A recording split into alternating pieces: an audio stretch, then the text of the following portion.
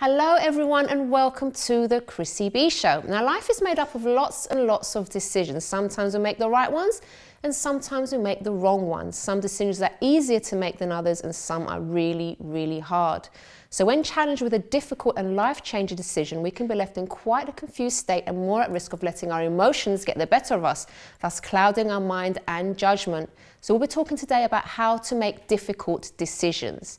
And since it's also Ovarian Cancer Awareness Month, I'll be speaking to Abby Bego from the Acting Chief Executive from Ovarian Cancer Action about what they do to support women. And we also have Ria Elliott on the show, and we'll be talking to her about some very tough decisions that she had to make in her life. And later, I'll also be giving you 5 tips on what you can do when faced with difficult decisions. So I'm sure many of you out there have faced making a really hard decision or are in that situation right now. So hopefully the show today will really help you.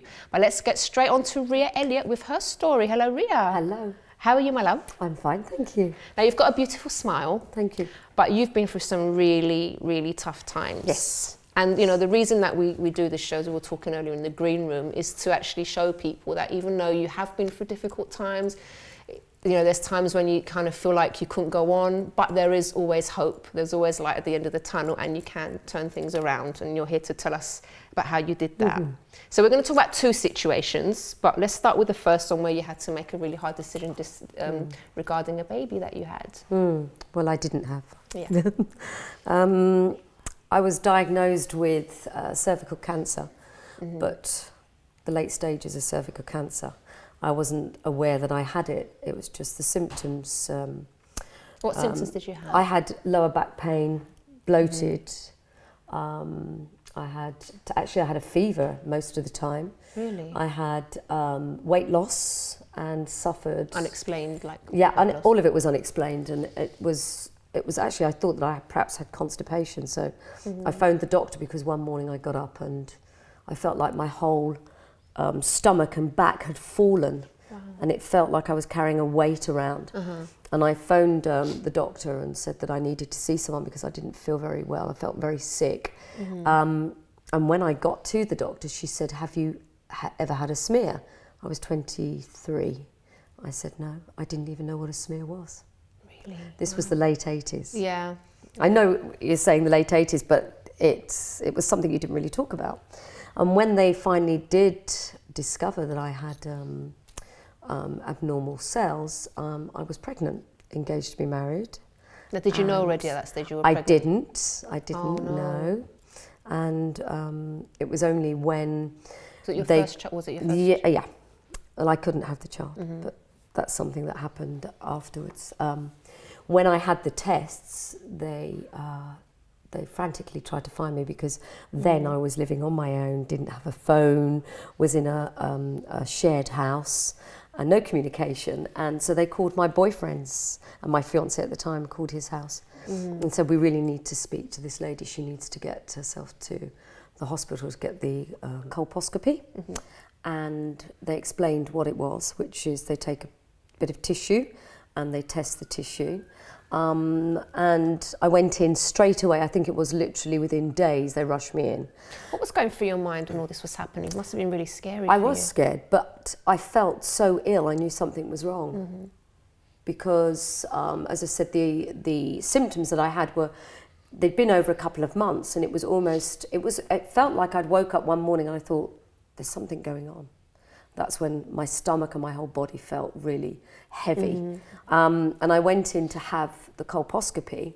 I was petrified, and I'm not frightened of most things, but my mother came with me. And it was not just the fact that I'd had to go through with the colposcopy, it was the questions. And beknown to me, I didn't realise at the time, it was almost like they were looking to see why these things happen to somebody so young. As I said, I was 23. It's unusual, isn't it? Yes, why it had happened. So I felt as though I was almost like a guinea pig. I had to go through many questions. I was in there for about half an hour with my mother, and I kept looking at my mother saying, why do they ask me all these things? It got to the point where on some of the questions, how many sexual partners do you have or have you had? Oh, wow. And that, it threw me because I was not a promiscuous person. I just I'd been engaged twice, and that was it at 23. So once I'd had the tests... So it was quite intrusive then? It was very intrusive. It was very intrusive. On top of everything else that you're already going through. Absolutely. I just felt there was not a lot of care because obviously there was... it was at the point where people didn't realise what this was. Many people had probably died in the past, but at my age it was something that to them was fascinating. To me, it was scary. Yeah. So how did you cope? Because obviously you found out at that time that you were also pregnant. So obviously it was like, it was supposed to be a happy time to find out something, but then you had a really hard decision to make. Can you tell us about that? Very hard. I didn't realise how far gone the actual cancer was. So I believed that I could actually continue with the pregnancy and have the child and everything would be okay. Then I'd go for the treatment. But they literally visually showed me how extensive it was. When they actually showed me on the screen, I was horrified because it had gone so far. They said the next stage is to go into, it will move around your body and then we can't stop it. So it was a choice. It took me a week, a choice between either I have the child and die or I have a termination and live. And it wasn't easy at all. And it was a fight between my fiance at the time and his mother got involved, and my mother, where they took me aside and said, "You're not making any sense. If you have this baby, you will not be here." Because this is the thing, so people on the outside hearing that, obviously, that care about you as well, and even if you were to ask a complete stranger, it's like a bit of a no-brainer. Of course, you're not going to die to bring a child into the world, but why do you think it was that you were considering it? Because I was in a happy place, I was in a happy relationship, and I wanted this child. At the same time, my sister had fallen pregnant as well, and we were very close. And to me, it was the point where it's not going to happen. It won't happen. It's not real. It's not going to happen. So did you kind of hope or think maybe I could have this baby and live? Yeah. Okay. But there was no that way. Makes sense. Yeah. There was no way. I thought maybe I could get away with it. And you're willing to take that risk. So what made you decide in the end not to go down that road? It was not so much the family saying to me, "Ria, come on, we don't want to lose you and you can have another child." It was also when I spoke to the doctors and they literally said to me, you're making a really bad mistake. If you continue with this pregnancy, you have to terminate. And that's what I did. And can you talk us, Ria, through like your emotions afterwards and how you coped with that decision? Did you feel guilty in any way, even though it was not your fault at all? Absolutely. I felt terrible. I think I had a breakdown. I didn't realise I was, but it destroyed my relationship with my fiance. It finished our relationship. We took a break, but we took a break because he couldn't cope, but it wasn't right for me because I was alone. So I was dealing with not only the hormonal side, also the treatment that I had to go through and being alone. And I didn't feel that it was something I could discuss with my mother or my siblings because I was embarrassed because I didn't understand what this awful illness was. So for me, it was terrible, traumatic. So for the next 2 weeks, I didn't eat very much. I lost weight. I then progressed to the point where I ended up with an eating disorder because from there it got to depression, which wasn't treated. Then it got to hating myself, which wasn't treated. Then I ended up with I ended up with an eating disorder. Wow.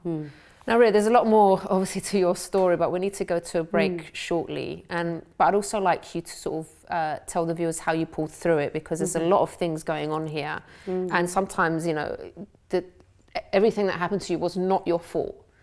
And, you know, that decision that you made was the right one, and most people would see that as the right decision, and yet you still felt that guilt. So I'd like to know, sort of, after the break, how you go over these emotions, how you got help. Did you get counselling in the end as well? No. Or did you deal with it on your own? Not for many, many years. Okay. It led to the point where I ended up training as a counsellor. Okay, all right, we're going to get to that in just a moment, so do join us after this break.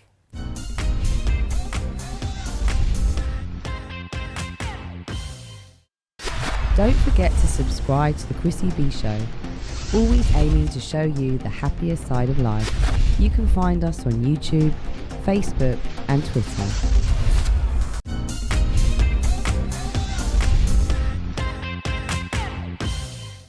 Welcome back to today's program, and today we're talking about making difficult decisions. So we've been speaking to Ria Elliott about a very hard decision she had to make, although it was completely understandable, and that was to terminate her pregnancy because she needed treatment basically for cervical cancer. But then she's been telling us how that decision made her feel very guilty and led to depression and all sorts of problems. So Ria, can you tell us what also that led to afterwards? Because things did actually get even worse for you, didn't they? My relationship broke down, and my relationship was never recovered after that. And I ended up with a bit of an eating disorder. Well, it was an eating disorder that had been there previously, but because of the situation I was in, and I had no control and I had no help and support, it Did you came ever back ask again. for help, or did you feel like you couldn't? I couldn't, because I was embarrassed, because nothing was discussed. There was no point where, let's talk about how you feel, let's talk about what this cervical cancer is. It was never discussed. It was only my own research and self-help, and through years afterwards, training as a therapist myself in counselling to support others, that I managed to realise this is something that needs to be talked about. Yes. And now I'm actually supporting a charity called Silence No More, which is about ovarian cancer and other types of gynecological cancers, that is run by Tamara Beckwith and Claire Beckwith, who set this up because they lost their mother. So I believe that there has been a stigma around these issues, but I believe now is the time that people should be aware of the effects and aware of the condition itself, and be aware of their body. It's so important. Because it's not just, obviously, it's not just the physical changes and the physical things that you go through, but it's the emotional trauma as well. And if you don't have that support, and you know, back then, you know, it wasn't as available as it is now, because I think things have changed a lot now, because, you know, people have been educated about it, and we have lots of charities now that are helping, so people aren't alone anymore. So it's good that, you know, if you are going through something like this, you should speak up, because someone will understand you. Someone's been through it already, and someone can talk to you about it, and you can, you know, open up and say everything that you're feeling, because there will be someone that can help you. But in your case, at the time, there wasn't this help, so you kind of battled it on your own. Now, you were telling me during the break as well that there was a time when you even felt suicidal. Absolutely. I felt so desperate and so guilty about the fact that I'd have to have the termination. The guilt stayed with me for so long, but it got to the point where I really did not like who I was. And that's when I ended up with the eating disorder and not eating and punishing myself, and then bulimia, which is really, it's more like self-harm, because I had no control over this. It took control over me. Did you ever, I know you didn't get professional help at that time, but did you ever speak to family, friends about it? No, I was embarrassed, and as I said, there was not a lot of... I was embarrassed because it was a lack of knowledge and understanding of where this comes from, cervical cancer, and now we have an idea that it is a viral thing that is carried, unfortunately, by some males. You know, it's there. But because of the lack of knowledge, there was a stigma behind it. I got to a point where I tried to speak to a close male friend about it, and the male friend called me all sorts of names. Really? Because he believed it was a disease, a sexually transmitted disease. So instead of getting the support, it was like, oh, you've just been promiscuous, so you brought it on yourself, kind of thing. And I hadn't that must been. Have been awful. I'd had 2 partners. Yeah. And both of them were long term. And I felt so I felt so angry with myself that I'd actually told this person. I'd confided in them. And so did after that kind that, of put you off yes, from talking to anyone else? I didn't speak to anyone for many years until it got to the point where I ended up in counselling, because I still now have nightmares, the fact that I had to do what I had to do. And I ended up in counselling myself, and that's when I trained as a therapist and a counsellor, so that I could perhaps support others. Why was it important for you to train to counsel? Because if you're in a situation whereby you need support, I was always looking outwards, so that maybe somebody could help me. If I could talk to somebody, they would give me the answers. There are no answers. You have your answers. Your answers have to come from here. You have to make decisions yourself. You can't make a decision by somebody else choosing for you, because it could be the wrong one. Mm-hmm. So how has the counselling helped you in particular? Because obviously now you are helping other people, even though you dealt with so much. Mm-hmm. How has that helped you as well? Because I know you're helping others, but how about you? How are you doing? It's, I'm stronger. Mm-hmm. I'm a stronger person, and I don't believe, I very rarely look outside for a decision, to make a decision. Mm-hmm. I rather look inside, sit with myself and decide how I would move forward. This is my decision, no one can make it for me. Mm-hmm. I've become stronger and more confident, and I don't dislike myself anymore. Good, that's great to I hear. like me. Yeah. That's wonderful. And you know, this thing with guilt that you were speaking about, sometimes guilt, for example, is good in some respects. So for example, guilt is there to make us know when we've done something wrong. It's like it's a reaction that we have, and to some extent it can be good for us, but there's other times when it doesn't actually make sense, because in your case you'd done nothing wrong, but yet the guilt was still there. You had a tough decision to make, you had to make it, and you know, no one is expected to die really and to put their life on the line, and that's what basically was being asked of you, kind of from your own conscience. But at the same time, that wasn't your fault, and so you have to kind of engage, and that's another reason why you should talk to someone. There's guilt that doesn't make sense. If you're being accused about something, because you know, sometimes we get those thoughts in our head, don't we? Oh, you're so bad, you're so evil, how can you do that? And you have to kind of question those things that come to your mind and say, look, hang on a minute, is this rational? Are these thoughts that I'm having, do they make sense? Are they true? Because a lot of times we get voices in our head that are complete lies, and it's just like those inner demons trying to get us and just try to make us feel bad about ourselves. So, you know, if you need to talk to someone about even those kind of thoughts that you're having, sometimes it's good to get another perspective on it, an outside opinion.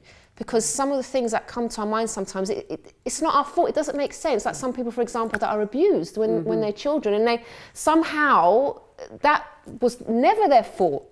The fault was with that adult, with that person that inflicted that abuse, but they feel guilty. So that obviously that is an irrational kind of guilt. It doesn't make sense. It's not your fault.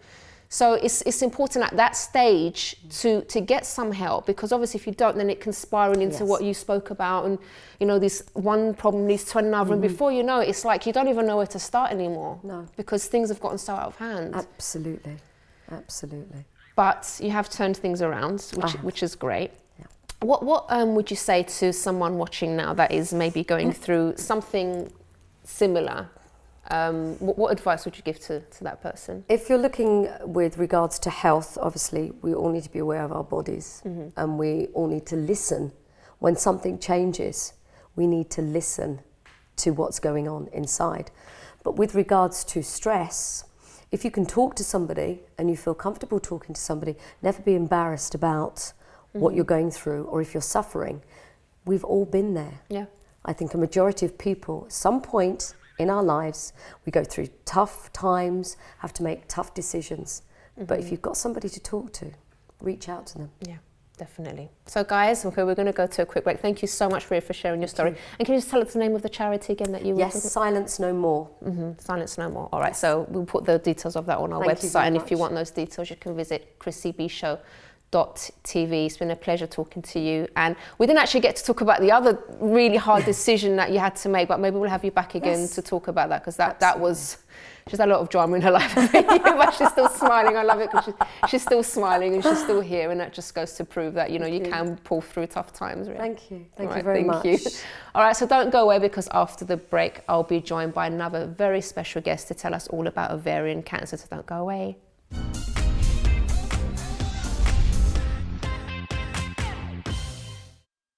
Don't forget to subscribe to the Chrissy B Show, always aiming to show you the happier side of life. You can find us on YouTube, Facebook and Twitter.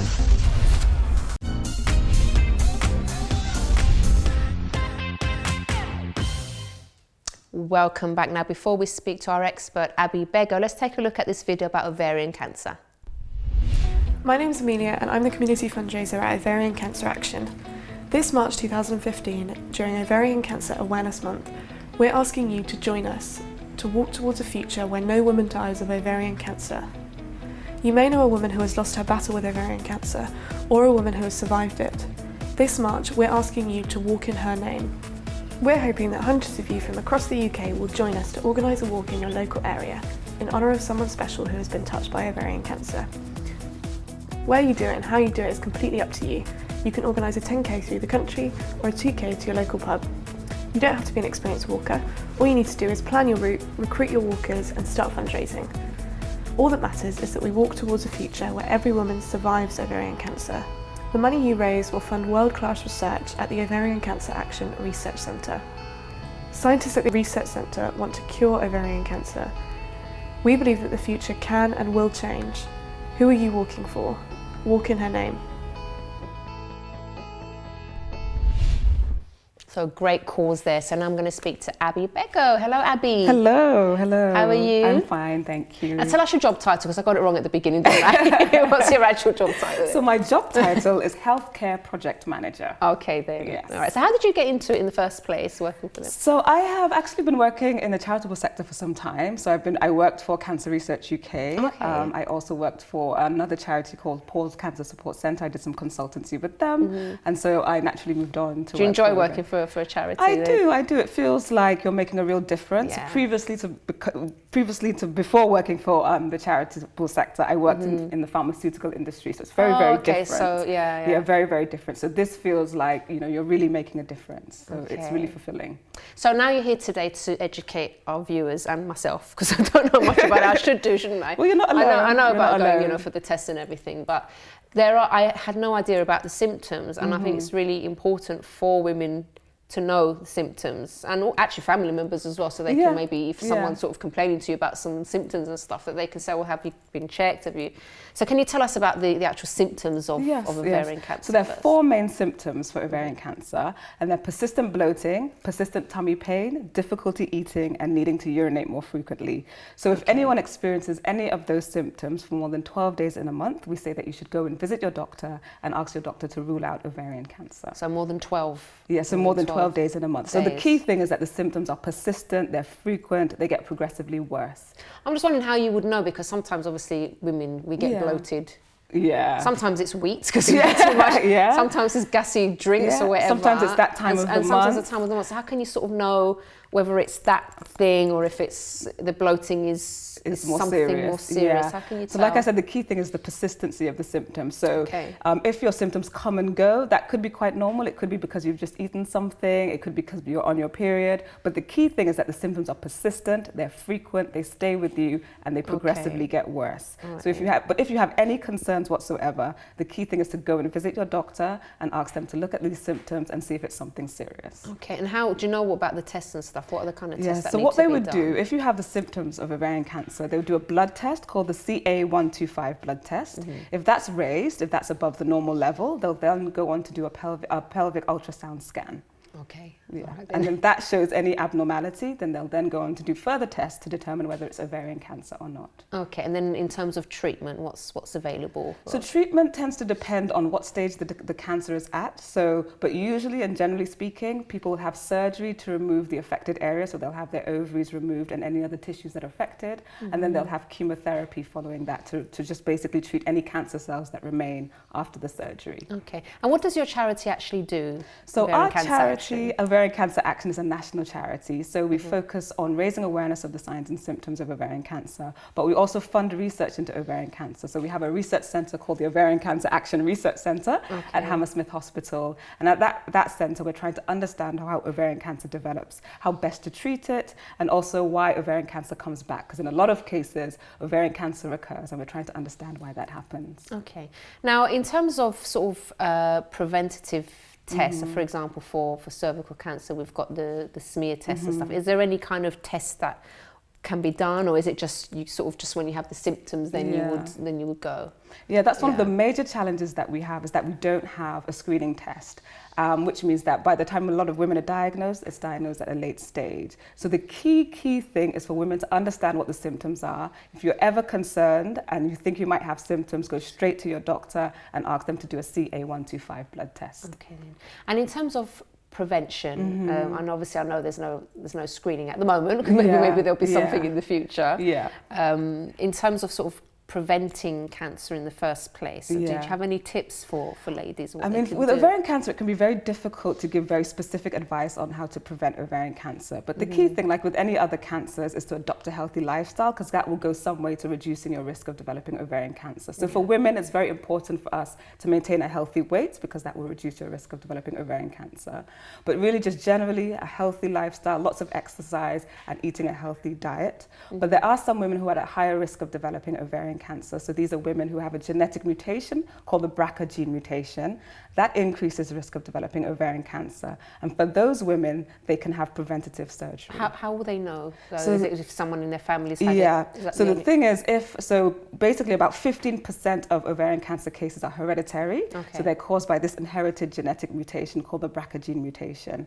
So what that means is that there'll be some families where there's a lot of cases of breast and ovarian cancer. Oh, breast as well. Breast as well. So it's linked to breast and ovarian cancer. Oh, that's interesting. That's good to know. Yeah. Okay. So, I mean, if you have a family history, and what we mean by that is if you have 2 or more family members on the same side of the family with breast and or ovarian cancer, then that could mean that you yourself are at increased risk of developing ovarian cancer because you might have that genetic mutation.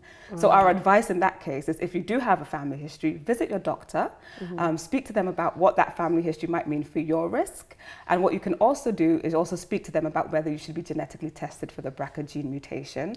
But also, on our website, we have a BRCA risk tool, and that allows you to understand if your family history is of concern. And you can just go onto our website, ovarian.org.uk, and you can complete the BRCA risk tool. Okay, oh, that's good. So that's just something quick that people can go on and do. Yeah, and it helps them understand their family history and if it's of concern. Now, watching the video earlier, can you tell us a bit about the fundraising that you're doing and how it's going? Yeah, it's going really well. We've just launched a campaign called Walk in a Name, and we're encouraging people to organise a walk in memory of somebody who's been affected by ovarian cancer. So if you want more information about that, you can go onto our website. Okay. And it's going really well. It's going well, yeah? Yes, Are you going to do the walk as well? Yes, I will be walking for women. Yeah, so you don't have to be like super fit to do it, No, do you? no, you don't have to be super fit. It? Anybody can do it. Grab some friends and do a walk for somebody who you might have lost ovarian cancer or somebody that has survived ovarian cancer. Yeah. All right, brilliant. Abby, thank you so much for speaking to us. Well, thank you so much for having me. Thank you very much. All right, guys, so we're going to go to a break, but don't go away, because after the break, I'm going to give you some tips on what you can do to help yourself when making difficult decisions. So don't go away.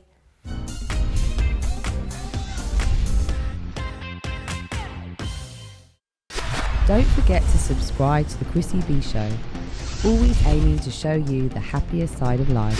You can find us on YouTube, Facebook and Twitter.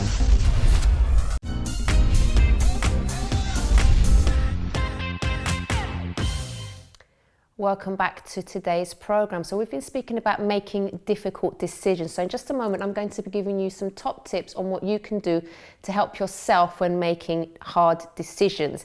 Now, before I get on to that, I'd just like to tell you about my new website, which is mylifeafterdepression.com. It's at the bottom of your screen right now. So here you can find out more about my story, how I got help for depression that I was going through. Plus, I've got other things on there to do with health and fitness and other things that I'm interested in as well. So if you'd like to take a look at that and leave your comments, I would love that. Okay, so that's mylifeafterdepression.com. Now, I'd like to tell you about a difficult decision that I had to make, and it was really, really life-changing. So as some of you guys know that have been watching the show for a while, I was dating someone that my father didn't approve of. And I hadn't actually told my dad about him yet because he's from a different culture and everything. So I was faced with a dilemma because I was meant to finish university and then move to Cyprus, settle down there. I already had a house built for me there, the land and everything. And it's like my future was kind of mapped out for me by my parents, which was a nice thing in one sense.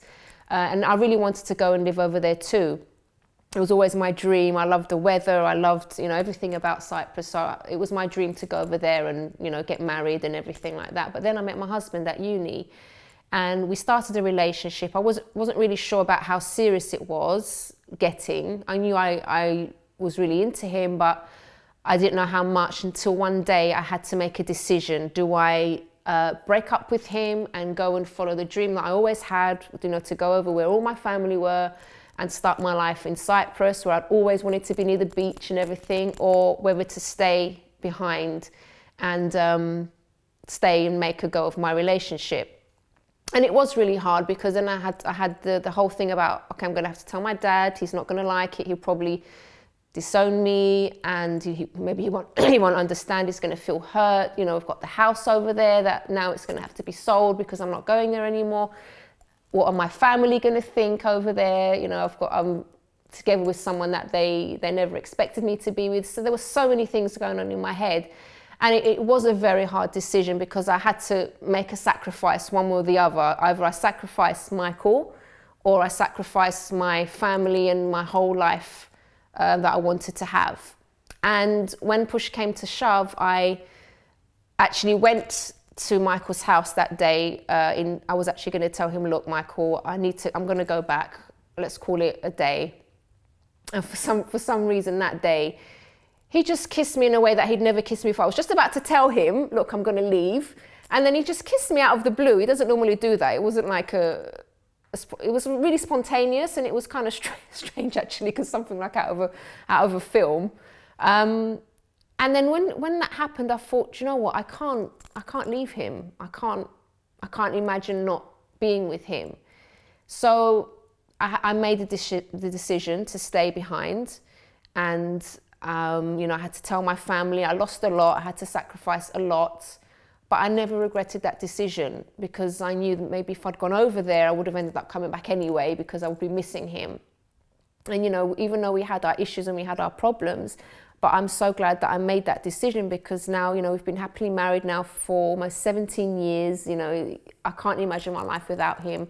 And even though I did have to make sacrifices, but, some of those things, in the end, my dad accepted him and, after quite a few years, but things changed for me. So I don't regret that. So I think it's important that before you make any decision, you really need to weigh up the consequences of making that decision. Never make a quick decision, a hasty decision. Always consider all the things that could happen, what you're willing to sacrifice, because in my case, I did sacrifice a lot.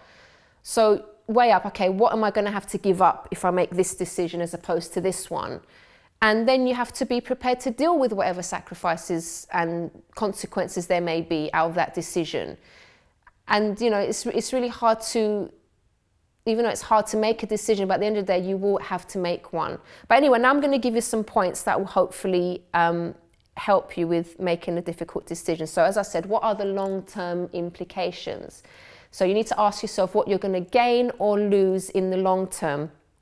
So don't just think short term. Sometimes people make quick decisions because they want to solve a problem, but how will it affect you later? Are you going to be better off? Are you going to be worse off? So for example, if your end goal is raising a family, then probably making a big decision like buying a house it's a good step. You're going to get closer to that goal. But if you've got goals like, I want to travel the world, I want to see everything possible, getting a home right now isn't probably the best decision that you have to make. So your goals, you have to have your goals always in your head before actually making a decision.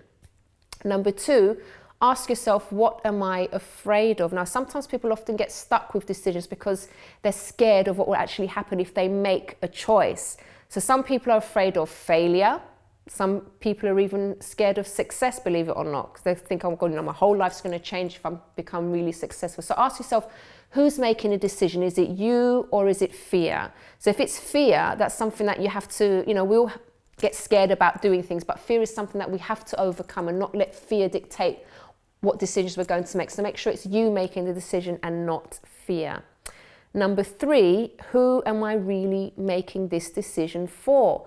So you really can't base your decisions on other people. Yes, you have to consider others. You have to say, is this in their interest? Is it not? But at the end of the day, it's not to say that you're going to be selfish and just disregard everyone's feelings, but you can't also sacrifice your own needs and desires just to please other people, because what's going to happen is you'll end up resenting them for it probably, or you're going to make a decision that you didn't really want to make, maybe to please your parents or to please someone else, and deep down inside you're feeling like you've made the wrong decision, and you're going to have to live with that.